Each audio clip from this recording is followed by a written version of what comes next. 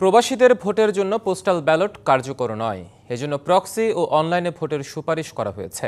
সকালে আগারগাঁও নির্বাচন ভবনে সাংবাদিকদের একথা জানান নির্বাচন কমিশনার অবসরপ্রাপ্ত ব্রিগেডিয়ার জেনারেল আবুল ফজল মোহাম্মদ সানাউল্লাহ।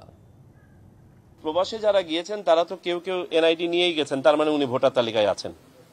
আর আমরা 7টা দেশে ইতোমধ্যে 9টা দেশ হয়ে যাবে, 9টা দেশে আমরা ভোটার নিবন্ধন কার্যক্রম চালু করেছি। যারা ভোটার তালিকায় নিবন্ধিত আগে হন নাই এবং এনআইডি কার্ড পান নাই তাদের জন্য এই 9টা দেশে আমরা সেবা চালু করেছি।